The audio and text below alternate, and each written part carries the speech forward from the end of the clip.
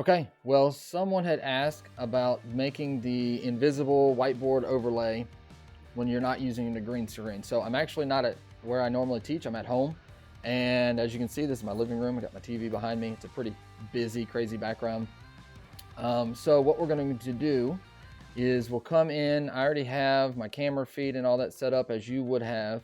We're simply going to come in and add a source. But before we do that, let's get our paint set up. So I use Paint. I'm sure there are other programs you can do this with, but I'm just going to take the paint window and I'm going to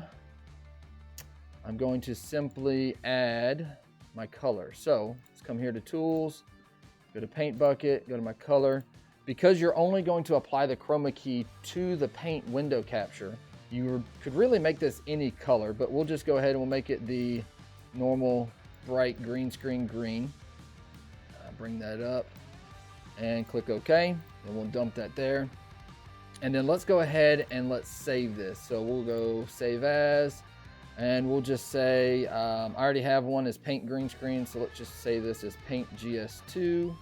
And I keep it saved on my desktop. If you have a file, I guess I could come down here. I have a VIP Kid resources folder that I could save it to, and I could save it in here. So let's do that. Let's save it in here. So I have this open. Let's move that out of the way. Come here. Let's go to our sources, and let's add a window capture. So as you can see, I already have a paint window capture right here. So let's just make a new one. We'll go Paint 2. And it automatically pulls up Paint because that's in the name. If it doesn't pull up automatically, you can come down here and choose the correct one. Obviously, I don't want my calculator. Not sure why that's showing up anyways, because I don't have my calculator open. But we'll choose Paint, set everything. I just leave everything as the default. Click OK, and now we have our paint window.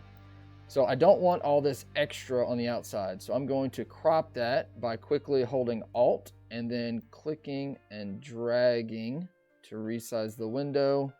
Try to get all that removed. And you can notice if you do it correctly, when you click Alt, you see how it's green on the edges? So that means I've resized that edge. Okay, so now I have my green screen. I can make it any size I want. I can come down here, make it small, put it up in the top corner. I like for it to cover the whole screen. And so I'm just gonna come down here and fit to screen. And now we can see nothing. It blocks me completely. So we need to come down here, make sure we're selected and locked. I'm gonna lock it so it doesn't move around.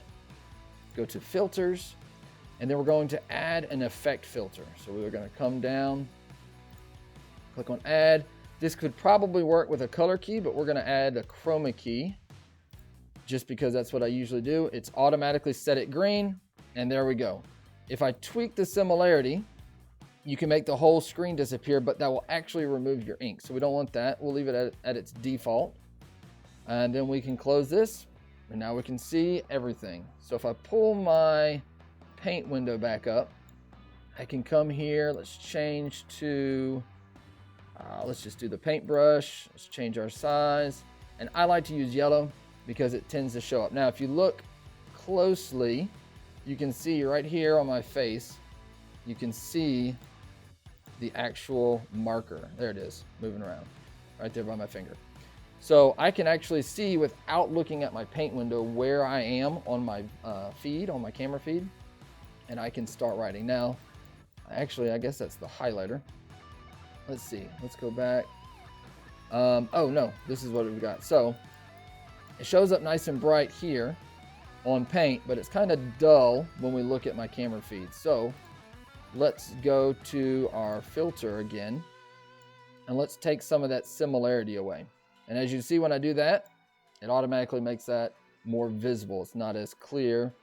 If I go too high on my similarity, it takes it away. So we're gonna keep that there. I don't like to go too low because, as you can see, if we do that, if we write on my hoodie here, it leaves a little bit of a green outline on it, and I don't like it. So I'm going to go back to my filters and bring my similarity back up about midway.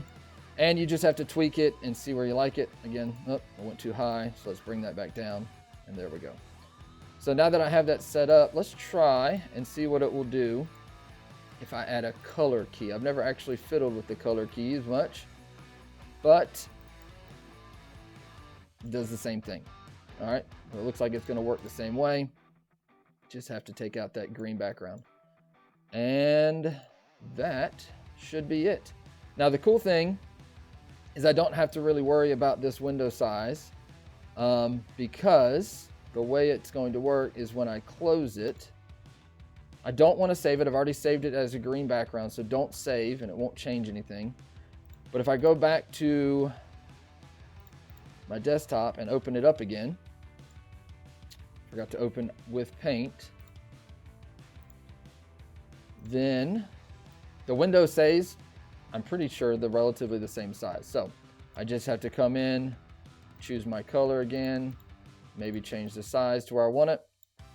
And there we go. We can write all over the screen, or even come in.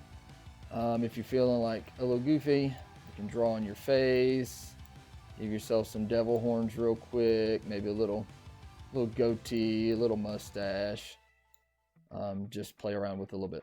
And that is it. So if you have any questions, just shoot me a line. You can probably comment on this video, or if you're in my Facebook groups, comment with me there, and I'll answer the questions as best I can. Thank y'all.